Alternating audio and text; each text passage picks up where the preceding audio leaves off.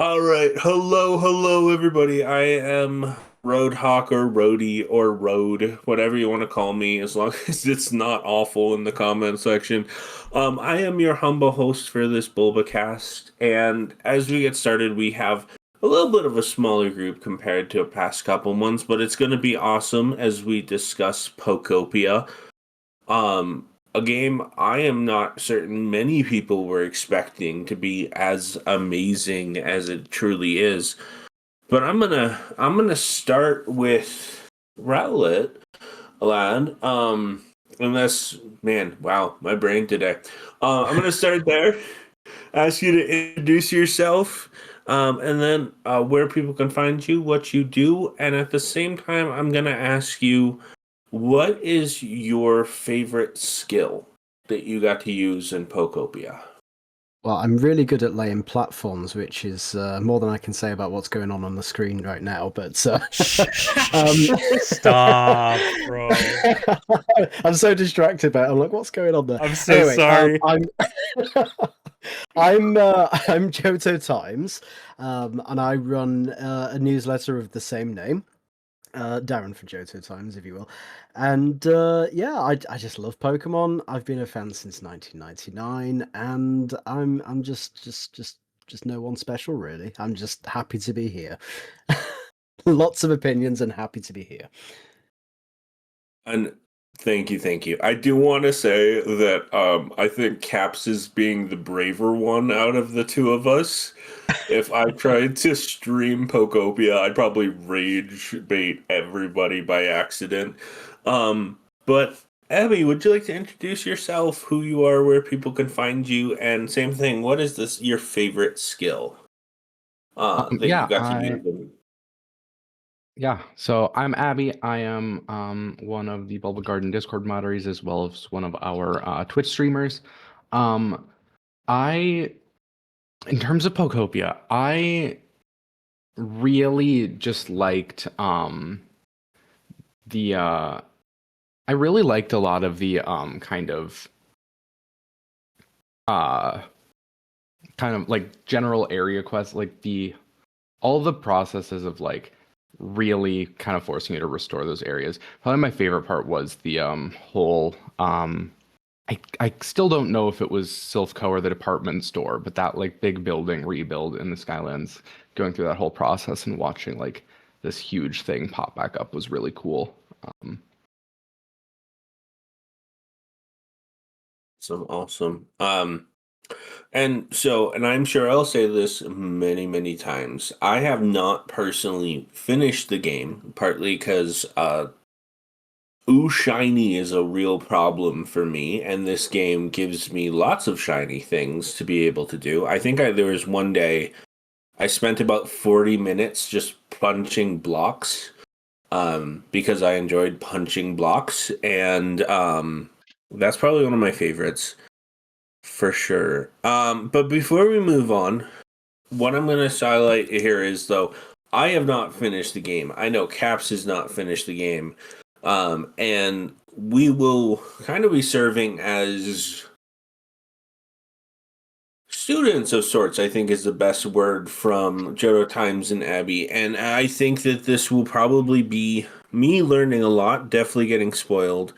But off of that, I do want to open up with a question that I think is really important and open this up to everybody after I ask it. But in regards to like the trailers, discussions, as well as speculation, and I'm going to start with Johto Times and then open it up to everybody. But did you pay much attention to Pokopia? Did you expect a lot? Where were you, or did you come in blind? So I saw the initial trailer when it was announced. My first impression of the game was that it probably wasn't going to be for me. I kind of snubbed it, to be honest, as kind of a sort of cheap spin-off of Animal Crossing and Minecraft. But then more trailers came out, and there was also people attending events and footage coming out of it. And I just saw that actually it's probably an improvement on Animal Crossing and Minecraft. And it made me sort of glad, really, that we've got something coming that looks like that. And those two games, as we mentioned in the beginning there, I agree. I think they're better. You know, it looked better. It performs probably better as well. There's a lot more going on in that game than I realized. But I soon found myself reading everything, just reading up everything about it, watching trailers, hands-on videos, and I was just counting down the days until release. And then I got my hands on it, and it was even better then. It just really blew me away. It completely surpassed all my initial expectations. Yeah, I I remember. Sorry, real quick. Like Darren, I know we had been talking a bit right around the time the game came out, and I Mhm. I just remember being so fascinated at how fast you finished it, and I guess that's just a testament to just how much you enjoyed the game. But like, I know you finished the main quests in like a week, and I was like, oh my gosh, that's crazy. I couldn't Uh, put it down. I had to keep playing. It was fantastic. Yeah, absolutely love it. It's the most fun I've had with a game in so long. Yeah, absolutely adore this game. Yeah, so with my like pre-release thoughts, I also saw like that initial Nintendo Direct trailer Mm. back in what was it, September. And I was really impressed by the concept. Like I just thought it seemed like kind of a no-brainer. You know, I like Animal Crossing enough, but I don't really have the same attachment to that series as I do with Pokemon. And so having them be kind of the more the villagers, as it were, was Mm. immediately a lot more appealing to me. I was also excited that it was another Switch 2 exclusive that I would be interested in because I was a day one Switch 2 purchase, and I'm appreciating anything that comes out that lets me justify that decision a little more. Um, but when it came to like a lot of the like the later trailers, I feel like every single one just like showed off more and more. Like the first trailer was pretty subdued, all things considered. Like we saw what ended up being Withered Wastelands and some like basic, Pokemon interactions and some building and stuff, but that was pretty much it. I think in like the next trailer we saw a little more with like Lapras and Dragonite, like there being these like multiple islands, kind of a bigger space. And then it really was that Pokemon Day trailer showing off what ended up being like Rocky Ridges, I think, with Greedent and Rotom, that really was like, oh, this game is huge, Mhm. and is looking really cool. I feel like even a lot of the people that were still skeptical up to that point, once they saw that trailer, were like, okay, no, this is going to be really cool. But I did Yeah. intentionally kind of watch the trailers once and then kind of move on. It was one of those games that I knew I really wanted to play immediately, and so I tried to kind of leave myself as blind as possible. I watched the trailers enough to get excited and then kind of put them down as much as I could until the game came out. Yeah, so I'll be honest, did not expect much. But I'm sure there's someone who probably has more insight on this. I'll be honest, I'm not someone who's ever, and this is probably blasphemy to some people, I'm not someone who's typically super excited by Pokemon trailers for games. I get excited, I get worked up, but they don't typically leave a lasting impression for too long. But Caps, I know you probably have more to say on this than I do, so I definitely want to give you the opportunity to share. Yeah, so similar to you, like I don't necessarily like pay too close attentions to trailers unless it's like a main series game or something in a series that I'm like already appreciative of. And like Abby, like I saw that first trailer and I was like, "Oh, like it's it looks cool, like it's fine." Uh it was actually when I realized who developed this game that I started to pay attention. And this is the same team that developed the Dragon Quest Builders. And if you know anything about Dragon Quest Builders, you know that it is literally Pokopia, but Dragon Quest. And the games are incredibly high quality for spin-offs of an RPG.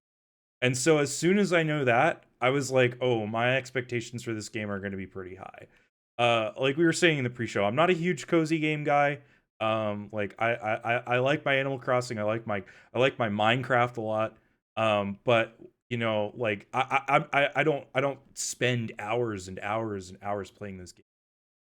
Not my favorite thing in the world, but I mean, this one has been a blast to just kind of play through, and kind of take pretty easy as well. I don't feel rushed at all. I don't feel like I have to like move really quickly and do everything. I can take my own speed with it, but it's just like it has definitely surprised me, I think. And initially, it has blown expectations out of the water. And I just want to highlight, I don't think I've heard Caps be that excited about talking about a Pokemon game in a while. So I think that also shows how awesome this game is. I do want to add really quickly just a couple thoughts because I have to agree with Caps. I'm not. I don't know if I can say I'm not a cozy game kind of guy, but I'm more of like a JRPG kind of guy. And Pokopia definitely fits that need. I think that's probably why I've never played Animal Crossing, as blasphemous as it is in the gamer community. It's not something that can keep my focus. But I will also say, similar to Caps, when I heard the Dragon Quest Builder team was working on this, I had a lot of faith in the game, more than I thought I ever did. But in that, I think this is a good transition to something, and this is, I'm not gonna lie, I say this pretty much every cast, or I have for I think almost every cast for like a year and a half. I am a massive Alola fan, and I think one of the most infamous Pokemon games for how long the tutorial is Alola. Like Sun and Moon, Ultra Sun and Moon are heavily criticized for that. But I do think Pokopia has a really good handle on the tutorials. And so with that, I'm going to open this up. I'm actually going to start with Abby, just because I want to make sure we have a good flow. But do you think Pokopia's take on a tutorial is a breath of fresh air, unique, valuable at all?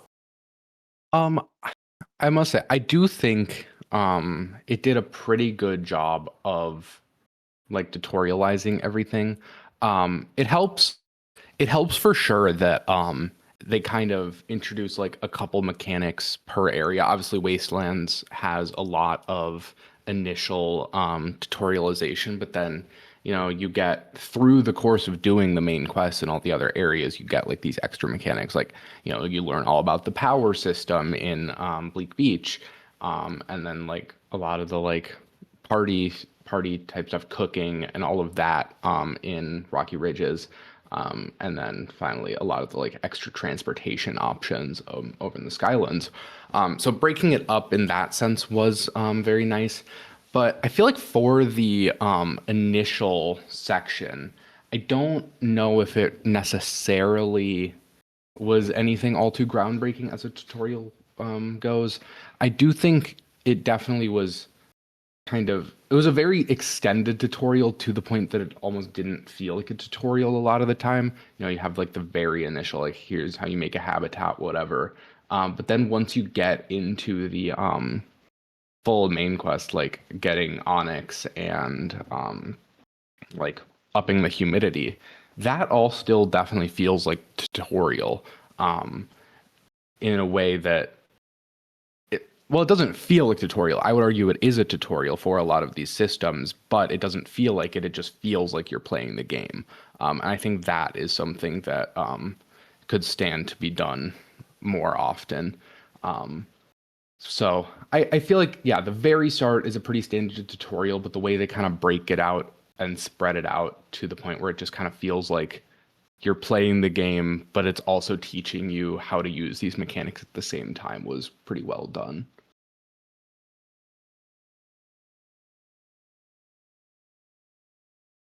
Yeah, I have to agree. And I invite anyone else to jump in on this. Absolutely. I will say I very much agree. It felt way more immersive and interactive, in my opinion, as well. And I like to think that this game, the reason why the tutorials feel better as well, other than them being like spread out, is the way in which you interact with the tutorials, and you get to. It's more. I'm trying to think of how to say this. It's more kind of less a tutorial, and here are some cool things that you get to do. Now explore as much as you want and do your own kind of thing. And I think that's what this game does really well. And as much as I love Sun and Moon and Ultra Sun and Moon, it definitely feels like those are a lot more handholdy and confined for sure. Yeah, I would. I also want to add. I feel like I think the approach to tutorials, it makes a lot more sense for there to be a lot of tutorials in this as opposed to something like the main series games. Because in this, Professor Tangrowth is like actually instructing you. You have no idea what's going on. You need to actually learn these things in universe, in a way that feels a lot less annoying than in the main series. In the main series, I mean, we had the same thing with, I mean, this happened with ZA where there was just so much tutorial.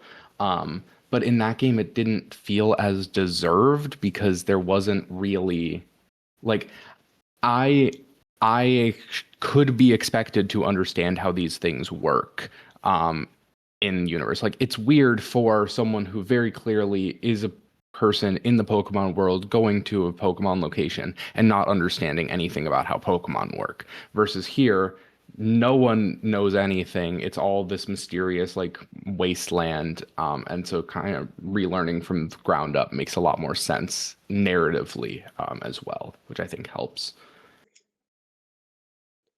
Yeah, I completely agree. It doesn't really feel like a tutorial at all. It feels just like it feels very seamless, and that, like, because a game like this is so sandboxy, it just makes sense to like have any sort of tutorial or hand holding be like, just here's the mechanic. Now go figure out what you want to do with it.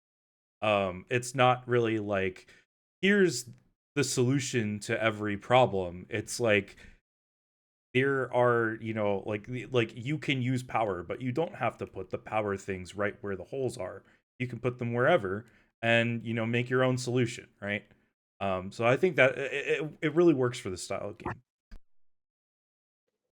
Yeah, I agree. I feel it doesn't feel like any, the tutorials don't feel like tutorials. And I just kind of threw myself in there and got to grips with things pretty quickly. It didn't impact my experience or anything. So yeah, it's very good. Yeah. And I will say, I was watching a YouTuber discuss this, and the quote they used was the great thing about this game is we can all play it in different ways.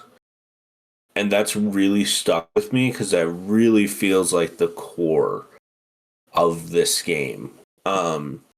Really quickly, I do have one more question on expectations versus realities, but I do want to move into something because we've alluded to this in our pre-show conversation. We've talked about a couple other things as well when it comes to forms, and I don't know. I still don't know if these Pokemon, like the forms of, it's not Smeargle or Smeek. No, I almost called him Smeagol. That's very different. Um, the different forms are rather unique. While I apparently fail to think of any names on Bulbacast when I host, but the way they are introduced, in my opinion, is really interesting in its story-driven way.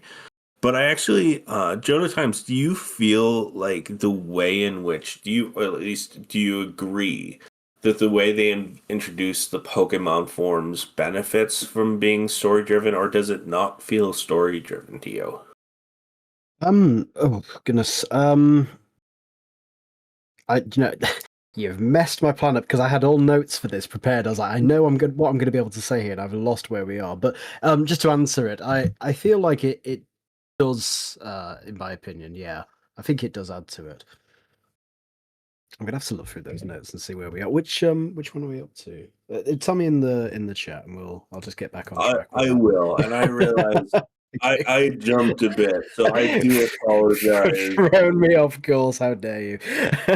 I know. So, this extra polished, never confusing cast on my end. That won't happen. I'll fill in a little bit while I make sure to do that. Sure. So I will say I do think that this game benefits from the story-driven aspect. And I do think that the gameplay in general I think it's a very valuable aspect. What I do also want to say really quickly while we all figure out where we're at and why we're there, is I would like to see these forms return in a way that feels a little bit more meaningful to the overall aspect of Pokemon, because I do think probably one of my least favorite aspects of when a new form is introduced is the fact that they can feel very immaterial very quickly. Now I will step back and let anybody else share thoughts if you would like. Yeah, I'll hop in a second. I do really like all of the different forms that have been included. I know at the start we kind of saw Tangrowth, and that was a big thing. And then in like another one of the trailers, we saw like Pikachu and Snorlax. And then we got, Greedent and Rotom in that final Pokemon Day trailer. And I do think they do a good job of kind of being like getting involved in the plot. Although I do think like their Smeargle is weirdly underutilized. Obviously, like it handles all the paint stuff, but it's the only one that isn't directly tied to like main quest. So I thought that was a little strange, just for Smeargle specifically. But I think they were well implemented. I wish that there were more than just Tinkaton that weren't revealed ahead of time, because I feel like that would have been a lot more exciting to like, if we had just known about, say, Tangrowth, and then all of a sudden like this Snorlax shows up like out of nowhere. I feel like that would have been really a lot more interesting. So I feel like the trailers kind of spoiled it in that regard. But I do think they were really well implemented. I definitely could see them being added in Gen 10 as official forms, but I wouldn't count on it. I think the one that has the best chance is Rotom, just because that's kind of Rotom's deal. But I mean, there have been so many like custom forms relegated to spin-offs, and they don't really cross over nearly that much. And especially with this not being a Game Freak game specifically, I feel like the odds are slightly lower even than if it had been developed in-house. Yeah, I will just add as well. I do like all of these new forms. I think they're great. I do feel like they do add to the narrative. I feel like Tangrowth, Professor Tangrowth is a great character.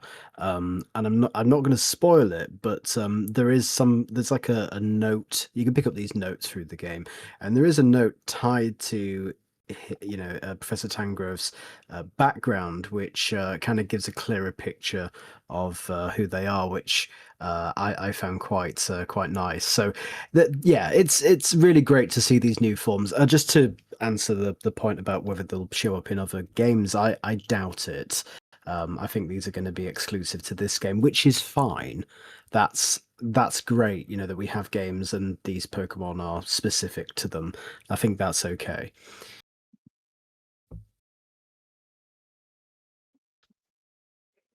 Yeah, I mean, I I don't know. There's something about the idea to me that there are Pokemon that will say I'm not big on the regional dex conversation. I think there should, logically it makes sense that there are regions where Pokemon don't exist. I'm not going to get into that can of worms in great detail.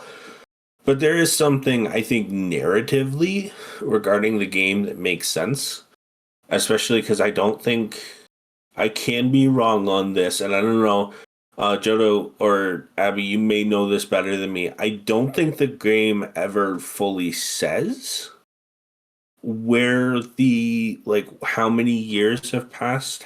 Does it at all? Not as far as I'm aware. Yeah, same. We I also don't think we have any idea really. We've got a rough we know idea. that Mm. we know that Tangrowth obviously was around right at the evacuation. Yeah. But we also have no idea on Pokemon lifespan, so that doesn't really give us any good True. info. Yeah, I mean, Tangrowth is getting on a little bit, so I would imagine it's been quite some time. 20, 30, 50 years maybe would be my guess. Maybe more. But yeah, I did want to touch on that a little bit later. I will just add, just to say that I think if we're going to see these characters again, I don't think they'll show up in Gen 10, but I think they'll probably pop up in a Pokopia sequel, potentially. I think we might see those, and then potentially some more forms as well. But I think that's fine. I think it's okay to add specific forms and Pokemon to specific games. I don't think every Pokemon needs to be in every Pokemon game, especially with how many we've got now. We've got Pokemon forever, haven't we? We've got tons of them.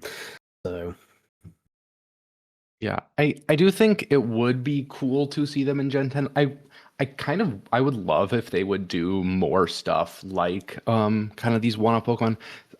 Sort of like AZ's Floette or Blood Moon Ursaluna, things that are explicitly this species just has this one weird member. I think that stuff is interesting, but I don't know if these forms are the way to go about it in Gen 10. I would rather see something new in that vein. Yeah. I've just had a thought. I might have to take it back because I think they'll show up in Pokemon Go. I also think that we might see them in the anime potentially, but I feel like that might be, and like I said, a sequel to Pokopia. But yeah, I could see Pokemon Go doing something like that. For an event, like some kind of costume or something, or they tend to have things like that going on. So that might be possible. That might be a way that they can be introduced. Whether they could be then traded to Pokemon Home or not, I'm not sure. Yeah, I agree. I don't think that they'll show up in Gen 10 at all, but some sort of sequel or something, even maybe not. I mean, like when you think about the spin-off specific Pokemon that we've had in the past, my mind goes to like XD001 and Primal Dialga, and neither of those have ever made an appearance even in Go, right? Like Shadow Lugia isn't in Go. It's just like a Lugia Shadow. Like Yes. so it's distinctly possible we may see these forms again, but they might just end up being exclusives to this game. And if we do get a Pokopia sequel, which I think after the success of the critical reception and the sales figures of the game, I think we will get a sequel. It's probably I if I had to put money on it, I would say we'd probably just get a whole suite of brand new alternate forms of these Pokemon that would fit in kind of the cozy style. I will say, don't even think it would really make sense for them to show up in even a sequel, just because these are not a type of these Pokemon. This is this Pokemon that just happened to have this weird thing happen to it. Like not any Snorlax could become Mosslax. Like it was specifically this one that had this scenario happen to it. Yeah, So it's a very individual. I have thoughts member on of the that species. too. I'm interested on your thoughts about that, but Darren, I'll let you respond to Abby real quick before I ask the question. It would be a little bit off track, but it's something that I've been thinking about too. So I kind of want to get your thoughts on it. But go ahead. I lost where we are again. Sorry, what was the question? Where are we?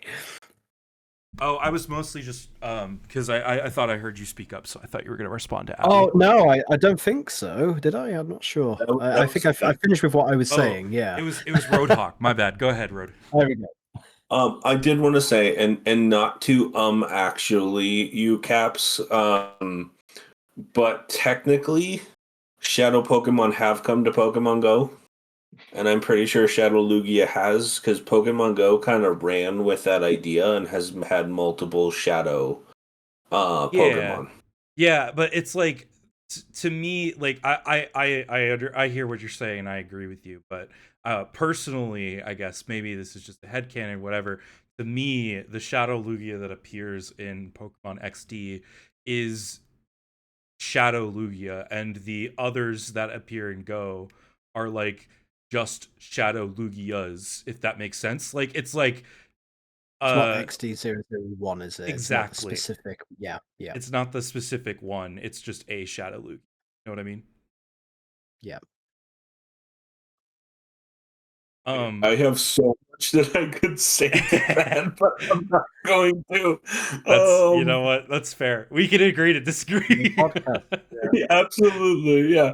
It's not a Bulbacast if Caps and I do not disagree Why don't strongly you just on load up something. Pokemon Champions now and just have like a match over it to decide who Yeah. wins? You know, just Oh, I would lose. Oh, have the chat I place would bets lose on it. so bad. You Shadow Uh, Lugia, there you go. Yeah, there you that would be a hilarious bit. Two people disagree and Bulbacast, and they duke it out in Pokemon Champions. go. Oh yeah. Yeah, there you go. Anyways, going back, so Johto, just so you know, I did put the question in the chat for you to help you out. Thanks. Yeah.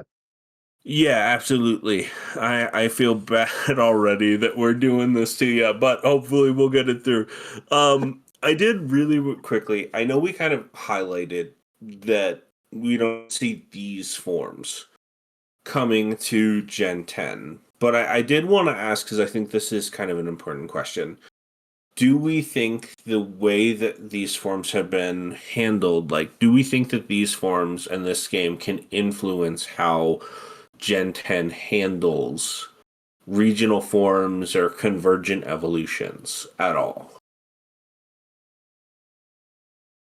I mean, I think that's kind of what I was saying about like wanting to see more of these like unique individuals of the species, like Blood Moon or Saluna, and like the Pokopia forms, that it doesn't need to be a whole, this isn't just what, this isn't what Pikachu is like in this region. This is a Pikachu in this region that has this interesting trait. I think that is really interesting. And it kind of gives a little more character to the Pokemon. Like, it would make sense that they have a little more individual variation that could lead to even these more intense forms in some cases. So, real quick, because I think this would like tie into what you're saying, Abby. So you're considering these more as like then question wise.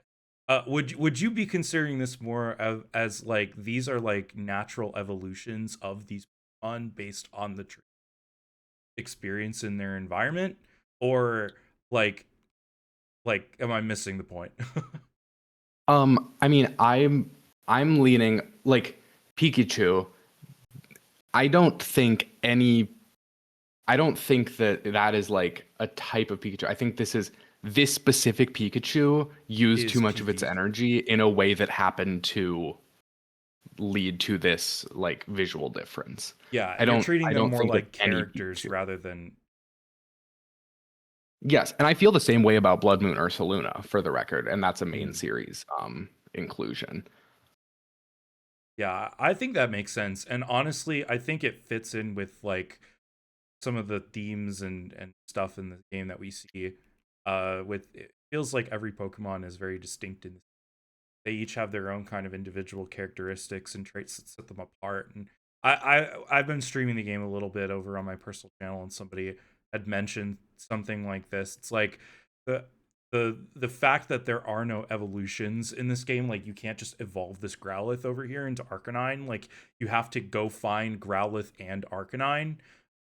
Like the fact that that's the case means that every Pokemon kind of gets a little bit of personality, and whatnot, and I think that's pretty cool. Yeah, And it's like even in this game, there are not like Piplups in this game. There is this Piplup, and it is a character, Yeah. and it does its own specific things.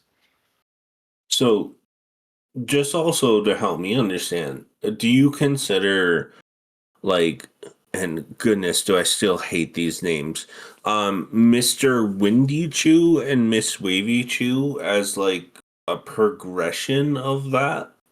I For do like think the it's going to be a kind of similar vibe, yes. I do think it's going to be kind of an evolution of this idea that they've been experimenting with, which I am all for the record. I think it's very cool and interesting. I hope they keep doing it. I can see that, yeah, and I think I can't stand this name so much it threw off the entirety of my focus. Like I love the Pikachu. That name, anyways, not a not the focus. But I do want to move us into something, and I'm sure Caps we can do a check in here with the audience in a moment. Um, but based off of that, what I'd like to focus in on is goodness words. The next thing I actually wanted to talk about is actually the conversation with the characters. So you definitely talked about them potentially becoming um, more part of the story of a game or being an individual. And I mean, I just want to follow up because you have some really great insights on this. Do you think, first of all, that using Pokemon to serve as primary characters is more interesting necessarily than how we've gotten trainers? And also, do you feel like the Pokemon, and I know you've answered part of this to a degree, do you feel like the way in which these Pokemon characters were used really meshed well with the world? Yeah, I mean, the whole point of the game is that it wouldn't have made sense for there to be trainers. So it kind of had to be taken over by Pokemon. And I think it's a really interesting idea. Like, we don't really see this sort of Pokemon to Pokemon interaction very often. I mean, the only thing, I mean, Mystery Dungeon is sort of that in a lot of ways, but even then, you're a human interacting with Pokemon, even in those games. So having this straight up just Pokemon are interacting with Pokemon and they're just speculating about humans entirely, I think was really interesting. And I like that there was also a good mix of Pokemon who were like these special forms and just some of the like normal Pokemon still had like plot significance. Like, I mean, I'm thinking of like the initial like Bulbasaur, Squirtle, Charmander in the Wastelands, or like Meowth in Bleak Beach. Like some of these normal Pokemon still had story relevance. I thought was really interesting. It's just nice to see kind of the more of the personality of these Pokemon shine through because they could only hint at so much in the main games without them being able to directly interact with each other or the player in like using actual language and things. Yeah, initially I was like, because like you're mentioning like the initial trio, and I was like, oh, okay, so this is what we're gonna do. We're gonna just like Kanto Pander again, and I was like kind of bummed about that. And then I got to the beach, and like of all the Pokemon to take a center stage role, you have Trubbish in the main quest, and I'm like, wait, this is kind of awesome because Trubbish is literally like it's literal trash. People make fun of it, say it's a terrible design, blah blah blah. Oh, this is why Unova has terrible designs, right? Oh, the trash Pokemon. But like he's just a laid back, cool dude. And it's like I really like that we have like different kind of like showcases of different Pokemon. And even in Yeah. like the next area, what's the next called, the Peter City area, you've got Rocky Ridges. Rocky Ridges, which by the way is the farthest I've unlocked, so I can't speak to the Skylands or whatnot. But you've got like Machoke and Graveler, who are Gen 1 Pokemon, sure, but they're evolutions of much more recognizable Pokemon, and popular Pokemon, and Geodude and Machop like take center stage in the quests there, which is also really cool.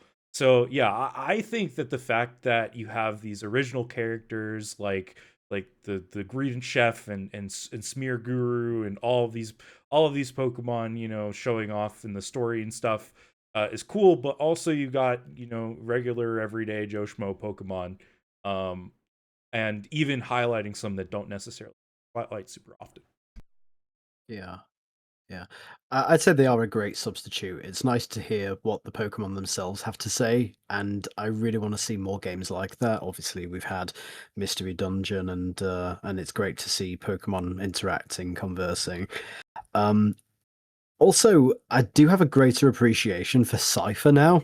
I just love that he makes lumber for me and we have a good chat and it's like I'm gonna make your house look better and we're good friends now. Like he lives in a tree, but I've moved the tree closer to my house so that we can be friends closer. So maybe I should move him into the house next. Maybe that's the next step. Uh, but I also really like, obviously, I love Rowlet, and it's been great actually being able to interact and speak with Rowlet and have a conversation, which I think is the first time we've had that in a game. So, yeah, that's been great as well. Yeah, speaking I of also just real quick, speaking of Rowlet, like the other one that comes to mind is like Dartrix is a big one in Mm. the Peter City area as well. And like looking at Dartrix, I'm like, yeah, okay, he's like kind of emo, but like I didn't really like ever peg him as like a style centered fashion sort of guy, and that's the vibe he gives off. Have you He's like watched the very anime? well, no, I haven't. That's the thing. Is like this is new to me. So the fact It's that very he's like, fashion conscious. yeah, Yeah. he's like kind of bossy and like a little bit self-centered, and I really like that. Mm. Yeah, I Yeah. I really like just there are a lot of like weird Pokemon that I appreciate so much more. Like my primary like iron source after moving on from Trubbish, I have a Glimmet and Glamora set up in Rocky Ridges, and that's where I get most of my iron from. And it's like that is a level of appreciation that I maybe wouldn't have gotten from those Pokemon before. Which actually I did because I used Glamora on my ZA DLC team. But even assuming I hadn't done that, I think like something like that, like you just have a reason to interact with a lot of these weird Pokemon a lot more that you maybe would never use on a playthrough, or even if they didn't have a specific use in this game, you wouldn't really think about. But just because of some of the functionality they have, you're forced to kind of interact with them. It also gives a good spotlight to those middle stage or even just first stage, like not fully evolved Pokemon, who you see a lot less in the main series and playthroughs and things. I also love Yeah. here as well, just watching the stream that Whoop is just making you drink all this poop water at the minute, making you spit it out everywhere. He wants me to spit it out like on the ground, and I'm like, dude, can I at least like make a little puddle first? Like, what's going on? Like, Just make a hole Um, and then just put it in there. But it's look, we great. just Again, caused like a sewage leak because he made me spit it out right here. What have you done to the world? You've made it look even worse. It was cleaning it up. And like, oh, there we go. It's sorted. There we go. Just inhale it. So bad. Why? I I can't do this. Can't lay Chat. platforms. Can't lay water. What's going on? Oh my. Just can't get the staff these days. I just I want to move on to our last question on these characters, at least for now. And Caps, once again, kudos for you being far braver than me. I feel awful that you're getting roasted on stream. But I do want to really quickly, and I think this is probably a great question that we can also ask our audience to share as well, your answers to. And it sounds like it's going to be hard for people to answer this, so I can definitely do my thing and ramble on for a little bit. And I just wanted to ask everybody um what is what is your favorite NPC? And for me this is hard because I haven't played the whole game. Um and people have heard me say I absolutely love Professor Tangrowth. I've been saying for a while that I love Professor Tangrowth. I think he's awesome. But I have to say I think, and I don't know if this, especially because I haven't gotten super far, I kind of, I got to change it. I love the fact that early in the game, Kyogre just randomly shows up. And I know like the whole thing is let's make the area humid, and I could also easily say Slowpoke because I am a Slowpoke fan.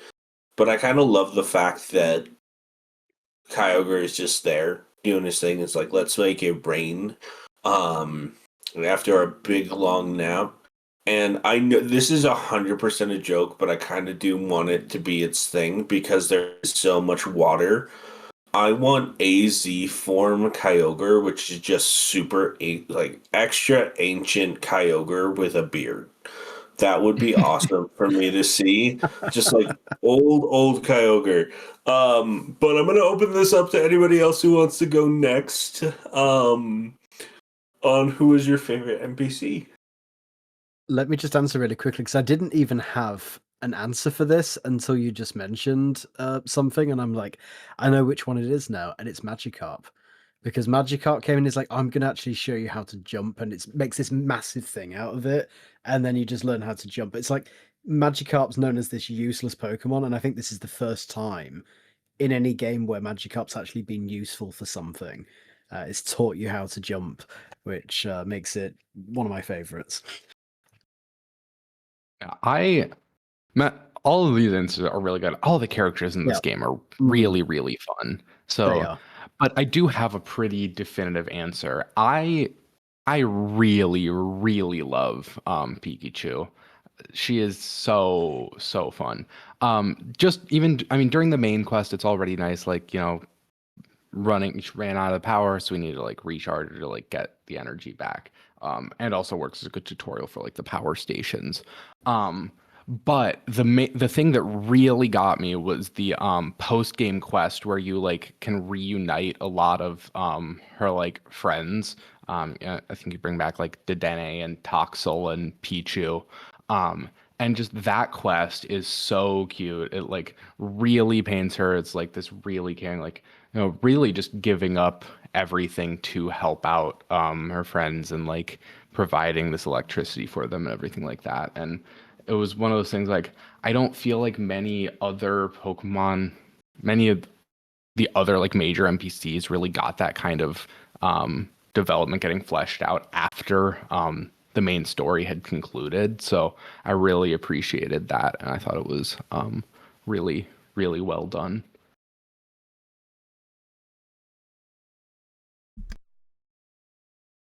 I just want to throw out there because Magikarp was mentioned. Um, I do love in the very early game when you're doing the humidity and they teach you how to do stairs for Pokemon, and like Slowpoke walks like the equivalent of 2 feet and goes, "Oh, too rocky. Oh, how do I get up this cliff?" And I know I can probably drive some people crazy, but I love the fact that he is just like derpy as derpy can be. But Caps, do we have any questions, comments, things we should highlight? Yeah, we do have a couple of things. Machop fed in the chat confirming that yes, Machop is the most popular one in its evolutionary family, and I'm sure that the three Machoke fans out there are really enjoying the Machoke's appearance in this. But we do have one question from Super Pikapool, who is a Bulbapedia administrator. They asked, "Do you think a Pokopia sequel set in a region other than Kanto would work?" So I'll pose that to the panel and also ask, if so, what region would it be? I think it I'll would, and I answer. think Johto would be great. Sorry, that's all I was going to say. No worries. I honestly, I would be. I think it would depend on where they would want things to go narratively. Yes, I think Johto would be really cool. But I think it would also be really cool to have kind of play off the ecological disaster thing in a different way and have Hoenn like after it had been ravaged by Oh, Team yes. Magma or Aqua. And then on top of that, I would also say Galar. Um and like potentially start set way in the future with Chairman Rose, who I still argue is one of the most evil team leaders out there when you really break down what he did. Because it'd be really cool to see Galar in like a time period where the energy disaster hit and what actually happened, or potentially before, way before the game. But I know there's rumors that I'm not going to mention. That anyways, leaving it there. Yeah, I did think of Galar. I think, yeah, interacting with the Darkest Day would be cool. My thought immediately went to Alola.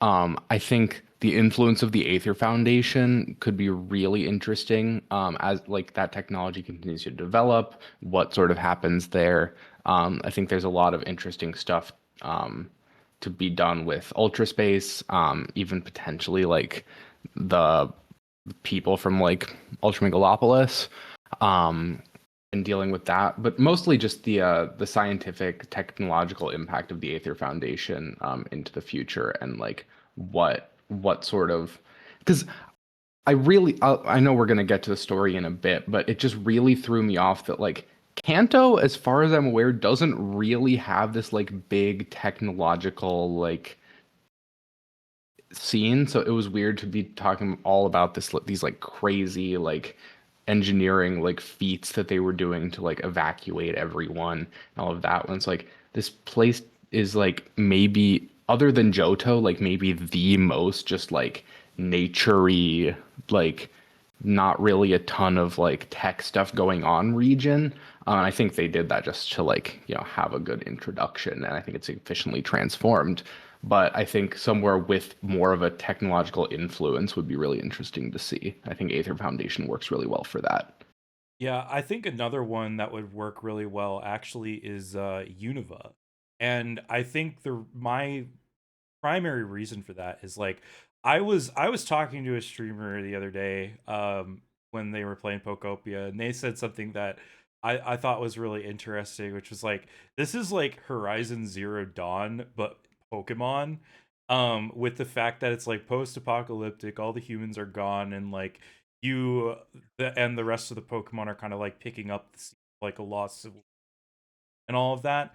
And I think like one thing that's really striking about Horizon Zero Dawn's world is that you've got those like in the first area after you leave the home area, you've got these like massive buildings and skyscrapers and like dilapidated stadiums and stuff like that. And Unova's got all of that. And I think that it would be really cool to see like how Pokemon would interact and live around in world like that, and like a more urban setting, um than just like kind of like like this is pretty urban, like all things considered. Like Kanto has towns, they have cities, they have buildings, but it's nowhere near the scope of like Castelia City or Nimbasa City. I think that would be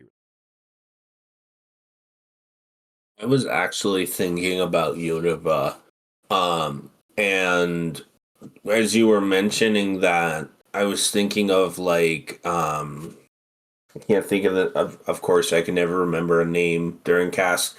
But there's so many different points in Unova. Like, and there's so much you could play with that, like, as well, with like not Kyogre, Kyurem breaking free, or potentially frozen remains of cities. And I do agree. I think that would be a really awesome one. And what was the only region that wasn't mentioned? I do. Sinnoh Kalos? and Kalos and Kalos, yeah. Paldea. I would say Kalos would be a really interesting. Like, speaking of that, I think Kalos would be a really interesting region to explore in a Pokopia kind of state. The only thing that I would rather have than a Pokopia game, though, is still like, well, we just got Legend ZA, so I can't even really say that. But and Paldea kind of just is wandering through dirt and grass a lot. Yeah, I think I don't have anything else to say on those two. I guess that just goes to show the fact that we literally said pretty much every region, because chat also said Sinnoh. Like I think that goes to show that this could feasibly work in any situation, and Absolutely. like the fact that this a post-apocalyptic like setting, gives so much intrigue is really something. Yeah. Was there another question that we should answer? No, that's the only one we've got right now. But chat, if you do want our panelists to answer a question later towards the end of the cast, feel free to shout it out in chat, and we'll get to it later. And I actually feel like this conversation is really a good segue to the world of Pokopia. Especially because in my opinion, the world, like the actual aesthetic in the world of Pokopia is, in my opinion, one of the biggest draws. But I want to actually open this up. Happy to share my own thoughts here about, do we think that the blocky Minecraft world look of this world gives it a distinct and meaningful impression? And I'll be honest, I was not expecting a whole lot for it to look like Minecraft and work within the Minecraft kind of aesthetic. But I really like it a lot, and I think it helps this version of Kanto to really stand out. And I think the biggest thing is, and I think this is what helps to make Pokopia so ingenious, it is a region we've been to a lot, but it is a vastly different version that I think even probably, as blasphemous as this might be to say, Legends Arceus didn't give on a scale like this. But I don't know. Does anyone else agree, disagree? I mean, All I I can think. say. Oh, sorry. Oh, Go on. go ahead. No, it's okay. Go ahead. Okay. I would just say I think yes, is it a little lame that it did just end up being Kanto again? Maybe. I'm not like anti-Kanto in any way really, but I do think, it being the default isn't always the most interesting. But I do think that it being Kanto is way more interesting than it being some other region, or not some other region. I mean, like being like a wholly new kind of area. I think that would have been a lot less interesting than it being Kanto. Having all of the like references and everything is awesome. But in terms of aesthetic, I don't know that the aesthetic really does anything for me in terms of like being interesting. I think it's kind of how it had to be for the game to function the way it is, but outside of that, I don't think the game looks bad. I think it looks really nice the vast majority of the time, but to me it just feels like a mechanical necessity more than a deliberate artistic choice that really adds to the game. Yeah. I was going to say anything that makes Kanto look and feel different is welcome, because we've had 3 games now where we've had just Kanto just the same pretty much. It's nice to see something happen a little bit different with Kanto, and of course it was the 30th anniversary of Pokemon, and this is kind of an anniversary game in a way, to me at least, which it kind of gives us something a little bit different in a world that we know very well. So having it be Kanto, marking 30 years of Pokemon is probably a good call for it. I mean, I think it's significant that it's Kanto, and obviously, like, I do think there's a big part of it is like, of course, like the anniversary and stuff. But I mean, like, very rarely I feel like I do think actually. Let me put it this way. I think it was kind of a risk for them to try and mess with Kanto in this way. When you have like an area or region or map or something that's so beloved by so many, like a lot of people, like there's a risk that a lot of people would get mad at like desecrating the region. you know I think that to introduce Kanto in a different way like this is genuinely interesting. And like, as somebody who hates Kanto, like this makes the region more interesting, well, because it expands on the lore and gives me a new way to connect with it as well. So you like it because it's half destroyed, basically.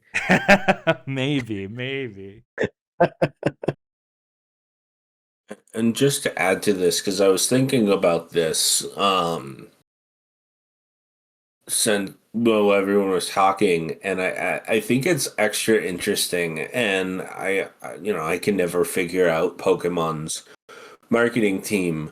I also probably don't know 1/1 billionth of what their marketing team knows, but I do think it's interesting that Pokemon Fire Red and Leaf Green released just shortly before this game, because I do think, to add the Cap's point, it is a risk to kind of have this reminder of the region and then do this. But I was also thinking about like the fact that this is one, both a deeply sad version of Kanto that has been utterly irrevocably um destroyed. Well, not irrevocably, but it was for a bit irrevocably destroyed until the magic Ditto appeared out of a Pokeball. But at the same time, I think the thing that I'm also interested by regarding the fact that it is the 30th anniversary is that they chose to have a version of Kanto that is just absolutely demolished right on the 30th anniversary year. And to me, that's fascinating because it's both a bittersweet return, but also like a starkly dark return at the same time. And you're like, yes, things get better. And I'm not even gonna fully dive into all of the Ditto's trainers dead theories, but we don't need that right now. But I do want to say, I'm gonna move us on to our next question, which is, and this would probably be one of the easiest questions for us to answer. But do you think that the way Ditto interacts with this world helps to capture the wonder of the game? And do you think that there was real or meticulous thought put into this? And because we have kind of roasted you, but because you are also streaming this, I want to open this up to Caps first and get your impression as someone playing the game right now. So the question was, does Ditto interact in the world in a way that makes you like kind of like help like be more immersed? Essentially, yeah. I mean, like, I don't really know. I did see this question beforehand and like kind of struggled to answer it a little bit. I don't necessarily think that like like, okay, when I hear this question, my mind goes to like, well, Ditto's a human, you know, like, and to me that would feel not so immersive, but it just makes sense. I don't know. It's hard to put into words.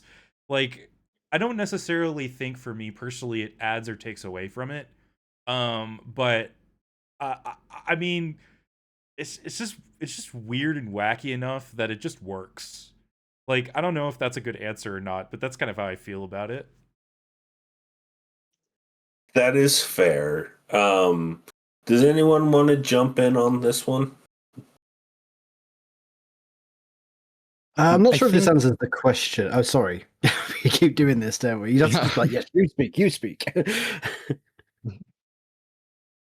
no, I think it's like I think it being Ditto definitely is necessary for the game to work.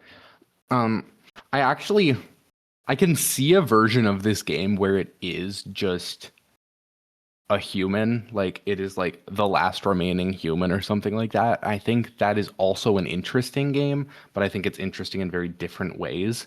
Um, and so it being Ditto is really necessary. And I think it just really works for like Ditto to be, mimicking all of these Pokemon. Like the first thing I saw, it was like, um, one of those things that really stood out to me and kind of informed like a lot of the rest of the game is right at the start when you learn leafage from Bulbasaur. And it's like, oh, normally I use that for whatever, but it seems like you have your own way of using it.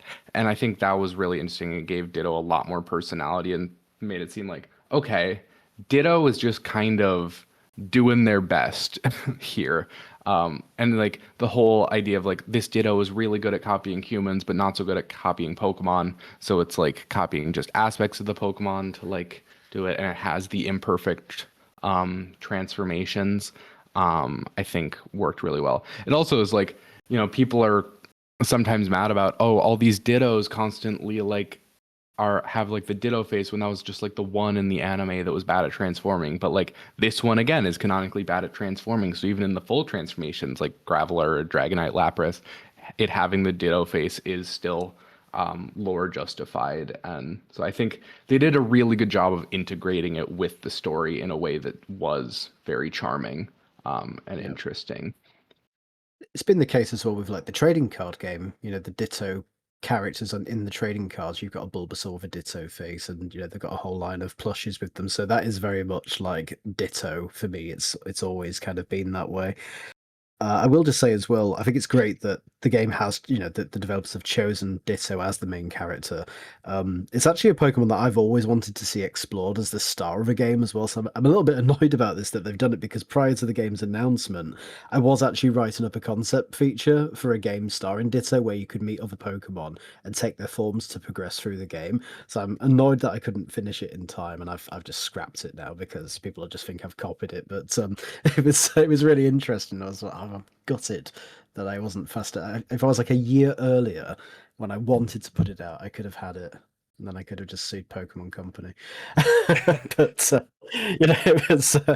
it's great. Obviously, having a Pokemon that can transform into anything, it just opens up so much. And yeah, it's a very very clever pick. I think if they wasn't using Ditto, they could have used Mr. Mime, like trying to like mime things, and then it has the power to actually take these things that it's trying to do. Maybe that could have. I wouldn't have bought it if it was Mr. Mime though. No. Ditto, however, I mean, have you yes. seen all the like extensive jail like prison complexes just for Mr. Mime in this game? Yes, I have Not like actually. that guy. I have not, but that's so funny. That's so freaking funny. You have no Yeah, I've idea. seen like full like you have to like take like a full 5 minute like minecart ride like underground to a prison cell where they're keeping Mr. Mime. That's incredible. It's brilliant. I, There's so many I great videos online of what people have made in this game. Has anyone here seen the Detective Pikachu movie? Yes. Yes. Yeah. I love the fact that they I don't want to get striked, but they to put it as PG as I possibly can, warm Mr. Mime up by miming gasoline and fire.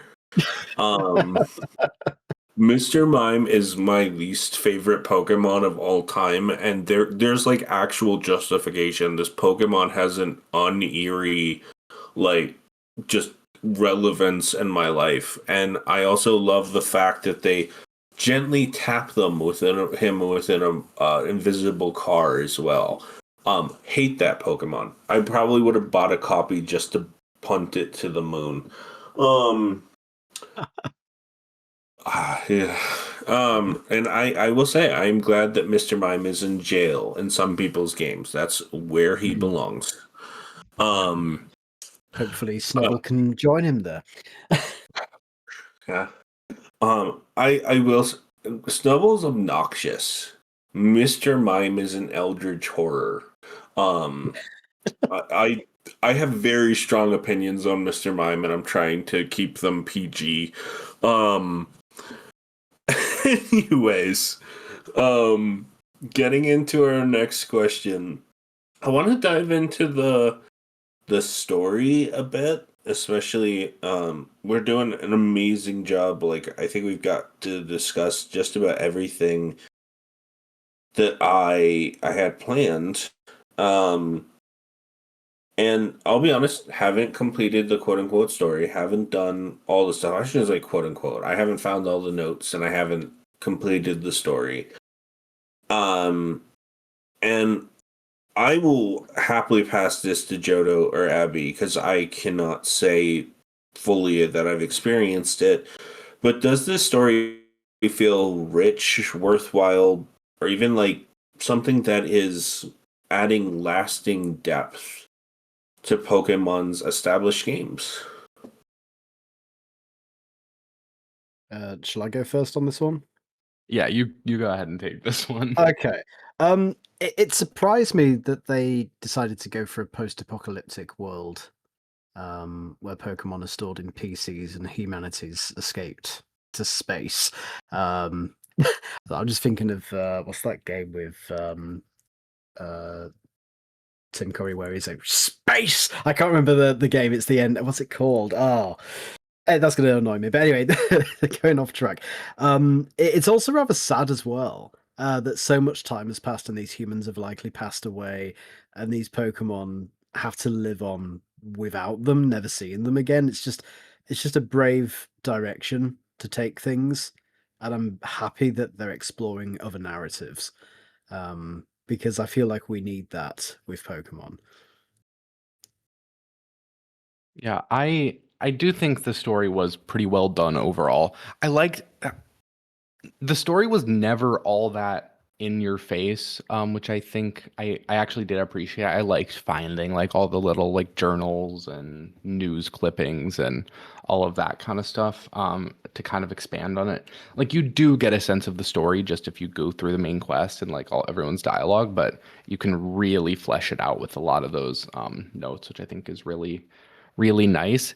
I do think I did like the ending. I do appreciate an ending that is like very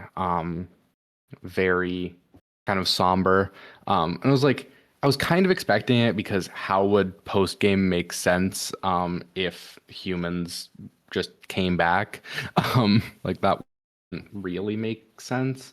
Um, so I kind of saw it coming. It actually, I don't know if anyone here or in chat has played Firewatch, but it's like one of my favorite games of all time, and that's also very much about isolation. And you're talking to people, and the end of the game hits, and you think, oh, maybe you'll get like to see this other person again, and then nope, you're still alone at the very end. Like it struck me. That kind of came up a lot. So I think it was done really well overall. I think it was engaging enough to keep me going, for sure. I wasn't really expecting a campaign at all, honestly, going into the fact that there was as much story as there was. I think you can see me in particularly our Pokemon Day reactions cast. I was very confident that they wouldn't really get into the post-apocalyptic nature of it, but I'm glad they did. So, you know, a little hubris on my part, because I was so confident that that would be the case. But I'm glad that they really kind of put the effort in to make the story interesting and leaning into the kind of post-apocalypse sort of nature. I do wish, I'm still not totally sure what the inciting like climate incident was. Like, they were very vague about that part, which I wish that we had gotten a little more info about. Like, what actually is this impending like weather destruction? Like, how is the Skylands like above the clouds? Like stuff like that. I wish we'd gotten a little more information about, but otherwise I think it was really well done. And lacking info isn't even necessarily a bad thing. I just liked the game enough that I want to know more, which I think is actually a good sign sometimes. Just to jump in really quickly, I obviously haven't completed the game, don't know everything, but I think I saw somebody talk connecting things to actually Galar. And some people seem to believe that the issue that Chairman Rose was thinking about or planning for may have been what hit humanity.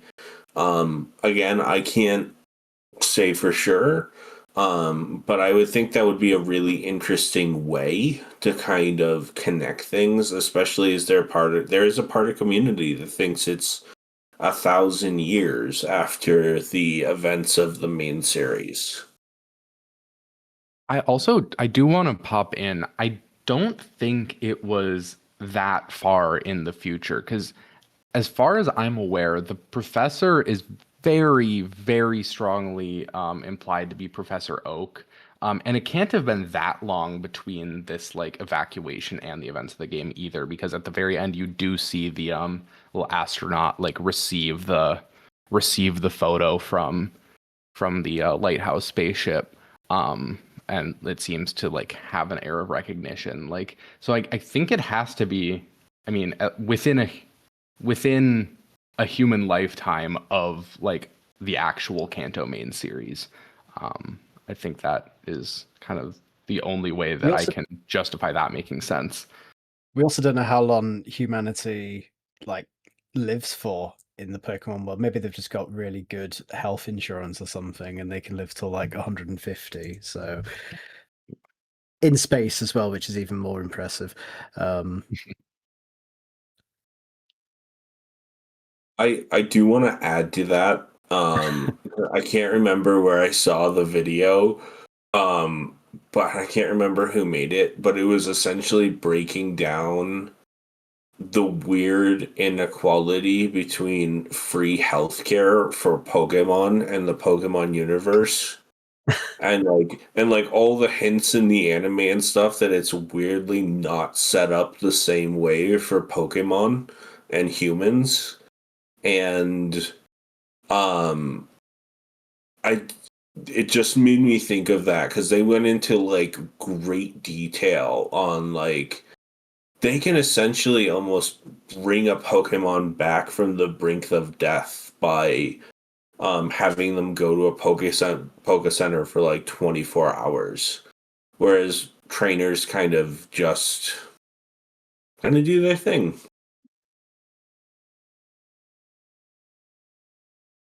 That being said, weird tangents aside, I did want to throw out another question because I think it'll be really helpful to this conversation. Actually, before we do that, I'm going to throw out another weird sidebar. And I apologize, Johto, if you don't want to answer, you don't want to answer this, you don't have to. But how far do we actually? Oh,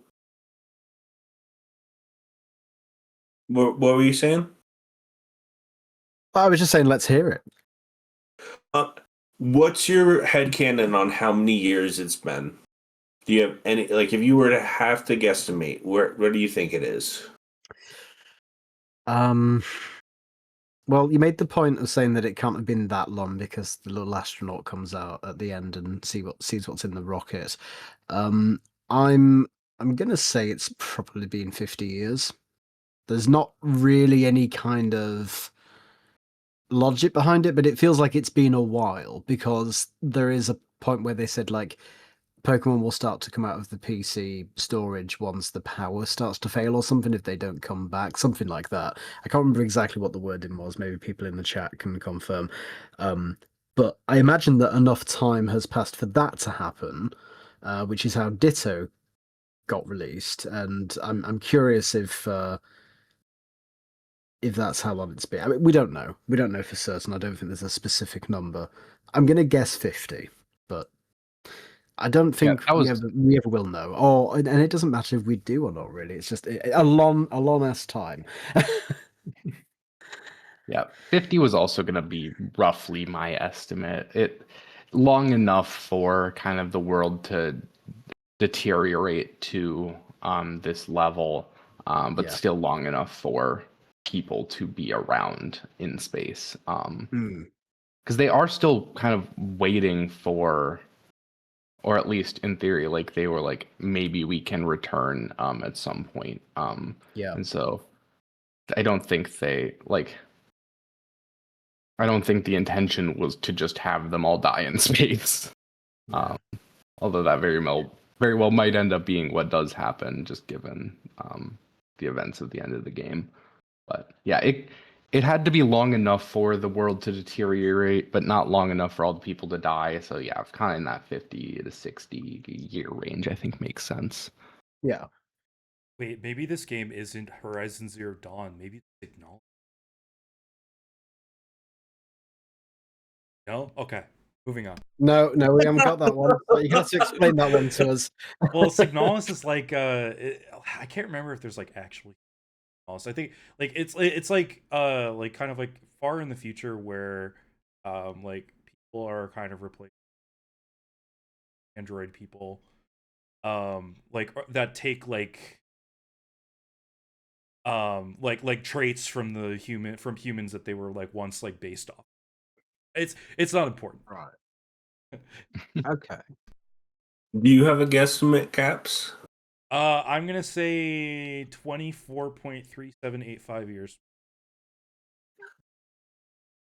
That would have been my All second right. guess. I have no evidence for this vibe. No, really though, I do think it's probably.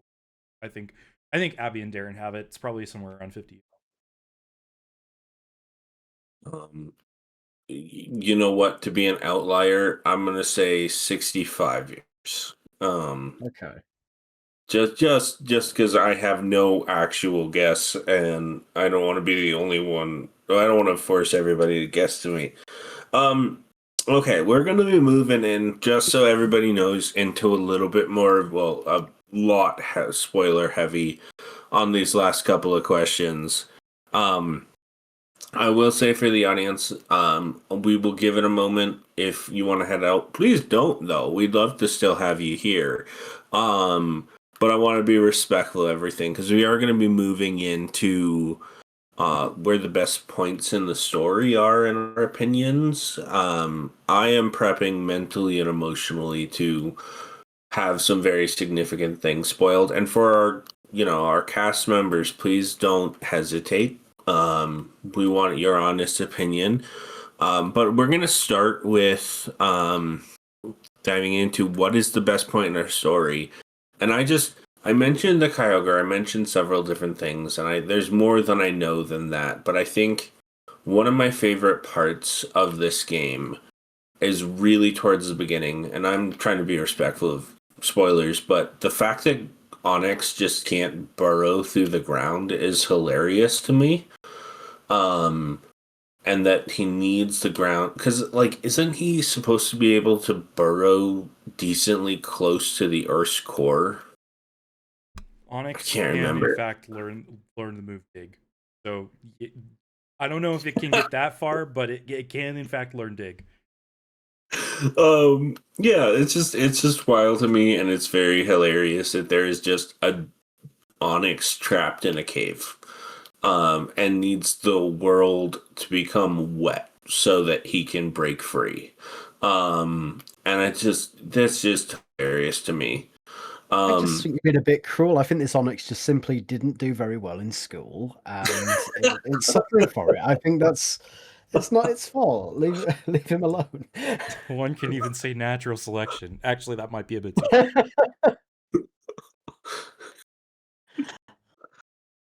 And I have to ask, Caps, was that a multi-layered joke with selecting moves? No, but I like it better. I like it better now that you mention it.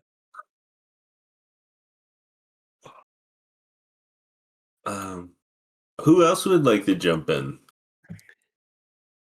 I enjoyed being responsible for Team Rocket's rockets of treats flying into outer space. I think that's my favorite. I had a strong feeling that we were heading in that direction, because it looks a bit like a rocket, and I was like, this is a rocket, it's Team Rocket, that makes sense. So it was good to see that confirmation. I didn't think the game was gonna like roll the credits after that though. I was like, oh, I feel like I've barely touched the game. So yeah, that was a surprise.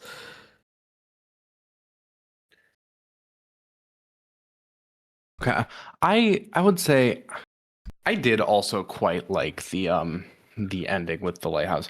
I was kind of expecting that to just be like a side kind of a side objective, because I was blitzing through that pretty fast to the point where by the end I think by the time I finished the Skylands story, I think I had like 6 badges already, and like wrapped it up very, very quickly. I think it was like between the end of the Skylands and the end of the game for me, it was like maybe half an hour, just because I had been really trying to keep up with that the whole time, which made the end of the game feel a little rushed. Because as much as I like the Skyland story, I don't know if it was kind of a good ending point, and I like the actual ending, but I don't really love what leads up to it. In terms of like what parts of the story did I really like? It's hard to say that there was really any one moment that was really good. It was all kind of pretty good, and like, you know, you discover like these bits and pieces of the story, like overall, like there I don't feel like there were really many revelations, or like big big kind of story moments. Maybe when Kyogre shows up at the very start, like that's really shocking. And then you have the similar legendary encounters. You know, you have Raikou and Volcanion and Mewtwo. I think those are cool. But they also don't even really have that much consequence outside of Kyogre. Like Raikou, Volcanion, and Mewtwo don't do anything for the plot. They just kind of show up and talk and then go away. Um, so I don't know. I don't think that there would like it's not really a story that has a lot of like big like moments. I think it's a lot of little moments that add up to something interesting. I think if I had to answer this with the limited experience with the story that I have so far, it's probably like I have similar feelings to you, Abby, about the legendaries. I thought the Kyogre reveal was really, really cool and completely out of left field. And I thought that the Raikou encounter was just kind of like, what are you doing? Like, and then he just leaves. I'm like, okay, cool. Bye, I guess. Um, so like the Kyogre encounter is really cool. But I think the other one that I really enjoy is the process by which you wake up Moslax. I enjoyed that little bit, and what made it better was that I found Moslax before the story told me about him, which was pretty cool. Um, so it was just kind of, and I had seen him from the trailer, so like I knew he was there and everything. It was cool. It was like a nice little. I turned the corner and there was Moslax. Oh, whoa, he's right there. There he is. Oh, just kidding. So I do have a best story moment, and it was stumbling into that like Ruins of Alph area for the first time. That was like very cool, yeah, because I did that before I had found any of the slates. And so like Yes. oh, what is going on here? And then you Yeah. finally get like the stronger cut, and you're able to get into the back area and everything like that. That was maybe the best bit of just like discovery I had in the game. Like that was really cool. I I was agree. really I thought that was surprised about that. Yeah, because I thought that wall looks a bit strange. I'm just gonna hit it, and then all of a sudden there's like this big hole behind it. I'm like, oh my god! And this was like 50 hours in or something. I didn't even find it straight away, and I'm like, unless I wasn't 50, it was like more like 20, I think. But it might as well have been 50 the amount of time I've played with that game. But yeah, it was quite surprising. I was also gonna say you was in that area earlier on. You was doing the water with the wheel. Do you remember? You got the water there to make the yeah. wheel move. Yeah. Um, and I didn't have Magnemite at the time when I did that. So what I did, I dug through the wall and got the water out of the other side of the wall and used that water to. I inhaled the water or something to make that fit so that it was a bit more difficult. But I wish I'd done it the way that you did it because it was a lot simpler. But there's so many different ways you can take this game. Like it all starts the same, and then you can just interact and do things and build things and make it your space. So it will look familiar to everybody, but everybody will have their own unique take on things. I really like that about this game. Yeah, I think I had a similar experience actually with the museum. Uncovering the Pewter Museum Mm. was really cool. But I think I really like just how they managed to telegraph like, hey, there is stuff back here with those like cracked blocks. Like there's constantly like bits and pieces of like, oh, there's something this way. You have to like keep an eye out for it. It's not just gonna be wide open, but it's not like so hidden as to be like really put away. I think they did a really good job of that. Awesome. I have to say, this is making me want to explore things more and more. I also have to say, the idea of just cheese rocketing into outer space is now stuck in my head, and I'm kind of hesitant to get to that point in the game because I have a very Pokopia mindset of what these cheese can look like. Um, that being said, um, um, we are going to move on to our last planned question. And this is probably going to be simple. I'm even going to modify it a little bit to make it even simpler. Based on this whole, like, the story, the gameplay, do you think this is proof? Um, and we can leave out past experiences with Pokemon going out to third-party publishers aside.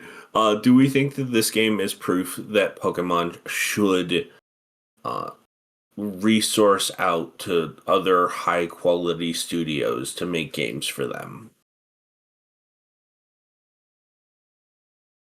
I think that I mean I think for spin-offs and things, I think it makes sense. Leave Game Freak open to work on the main series, but I do kind of think Game Freak should stick with the main series for better or for worse. Um, yes, maybe the level of polish isn't always there, um, but I think they have a very strong sense of what the they have a very strong sense of what the feel of those games should be, and outside of the outside of the obviously the polish and the technical aspects, I feel like the games have just been getting better and better recently. So I think for those, stick with Game Freak. For spin-offs, totally find good studios that work in the genres that you're trying to make. And frankly, I would just love to see more actual full retail spin-offs like this that aren't just mobile microtransaction gotcha whatever.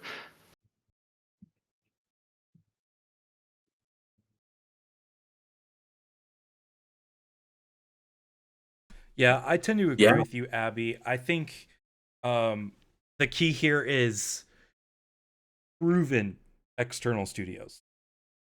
Proven external studios. Um like I mentioned at the beginning, I mean the team that developed this game has developed several similar games in a similar style to also similar success. Not nearly as high as Pokopia, but also Dragon Quest in the West, especially, is not as popular as Pokemon. But I don't see why it's a bad thing. Why let's get intelligent systems on the phone and like let them develop another Pokemon tactical game. You know, let's talk to AnyCube and get a Pokemon party game. You know, like I think that's definitely a possibility down the line. If they want to, if they really do want to focus on the main series, I think this is proof for Game Freak and the Pokemon Company that, you know, there can be success in working with external partners, again, if those partners are proven. And I think, you know, looking at and I don't want to dig too into this or get on a tangent or anything, but looking at the technical and mechanical aspects of Champions and how that has not necessarily been super successful in comparison to this one, kind of shows who you should work with and who you shouldn't. But you know, that's just my opinion. I definitely would welcome it. I would love for more collaborations with other series as well for Pokemon. I mean, like Pokken was really cool. I didn't really get into it, but it was a really unique idea. Pokemon Conquest was really cool. That's a really fun game. I mean, like, there's loads of potential for this stuff, you know, and the more, you know, that you work with external partners, the more likely a collaboration between Pokemon and those partners. So that's my thoughts on I just wanted to jump in really quickly because I think you highlighted something really important there, Caps. And we all know I'm a massive Pokemon Masters fan, and I do really enjoy TCG Pocket. Uh, do I want Dina or DNA, however people want to pronounce it, to do a Pokemon game with some of the issues in some of those games? Honestly, yes. Do I think it would be a good idea? Probably not.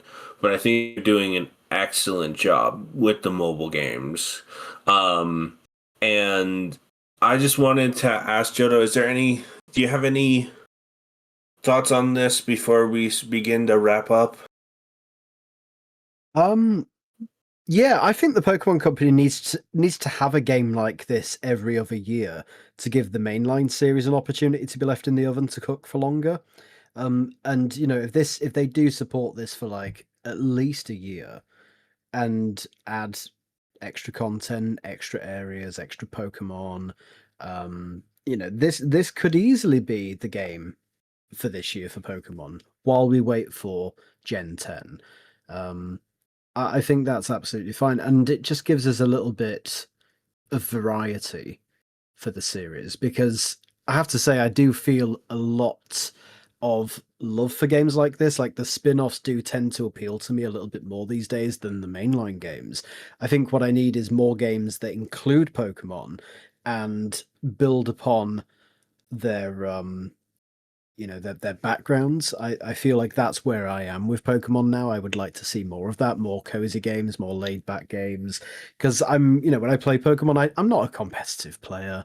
So it's nice to play other games that feature them, and you know, you start to have a greater appreciation for these characters. Like with Mystery Dungeon, you know, I have a bigger appreciation for uh you know, the characters from like Explorers of Sky, like Sceptile, for example. Is it Sceptile? Yeah, these different Grovyle, but Pokemon yeah. that I wouldn't. Grovyle, not Sceptile. Okay, he evolved. He's going up in the world. But yeah, no, Grovyle definitely. You know, characters like this is it's just really, it's nice to see them in a different light, and these games can highlight it better than maybe the mainline games. So I'd like to see more of that. So for that reason alone, yeah, I think that they need to develop other high quality games with studios, and as you said, proven studios as well. I think is a really key point. Ones that have proven experience in those spaces, and they're experts in those types of games. I think that is a fantastic point to end today off. Well, I do want to say, those of us listening in on Twitch or those of you watching our port over to YouTube, I do want to say thank you for joining us in on this. This is actually a cast I wasn't sure for a while that we would be able to do. Um, did I say pitch? Oh, wait, no. Sorry, I saw a comment. Wanted to make sure I did not miss it. We will have an outro question as we always do before we're done here. But I did want to say, just finish up my thought. I didn't know, due to the scope of this game, that we would be able to do this. But thank you to those of you who joined us today because you made it possible. And I think, honestly, our smaller size of our group today really helped to help everyone to shine. But I'm going to ask everybody one by one to do your outro. Tell us where the people can find you, who you are, and then what you do. And our outro question today is to either pitch someone to buy or abandon Pokopia in a minute or less. And Johto, do you feel like you can get that going? I think I can, yes. That's only because I prepared for this. If you have a Switch 2, you must seriously consider picking this up because it's an incredibly fun game. If you haven't already bought a Switch 2 and you have a few games in mind for it, Pokopia should be added to the list. And if you're a fan of Minecraft and Animal Crossing, Viva Pinata, Mystery Dungeon, you're going to love this game because it kind of incorporates all of those. I would say if you don't have a Switch 2, and Pokopia is the only game on the list, I'd maybe just hold off a little bit and just see what else is coming, so don't buy it specifically for that.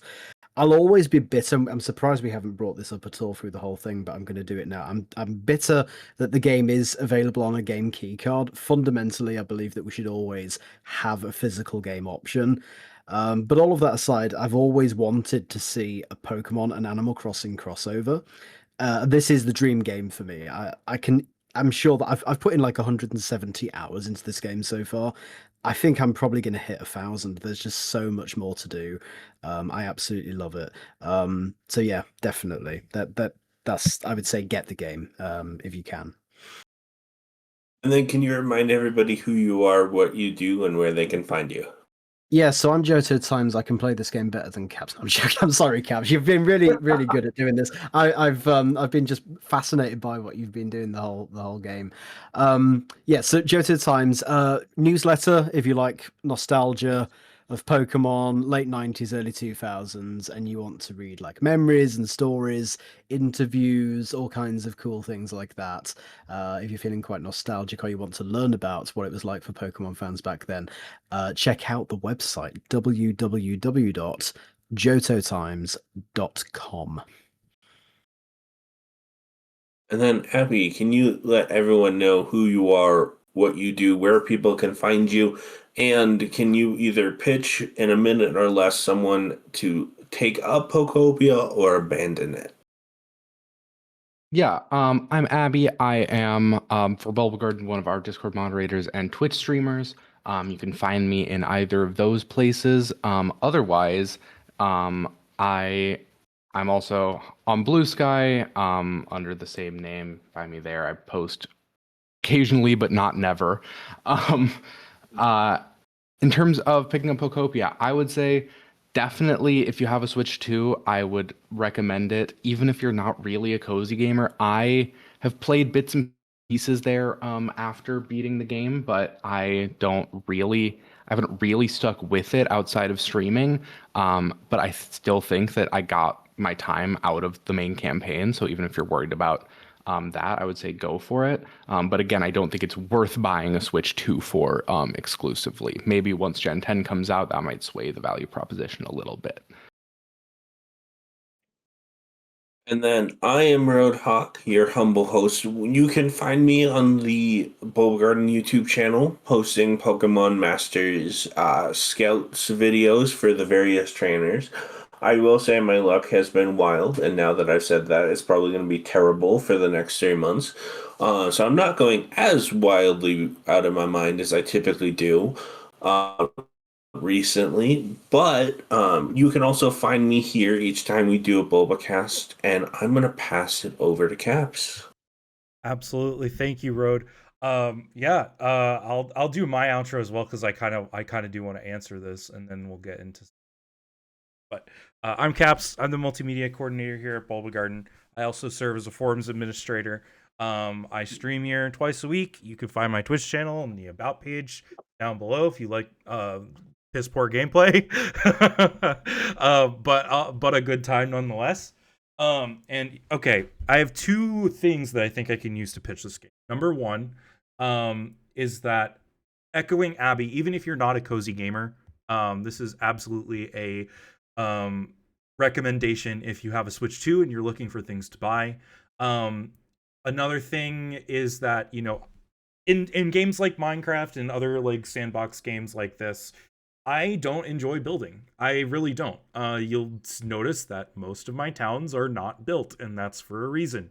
I don't think I'm good at it. I don't really enjoy it.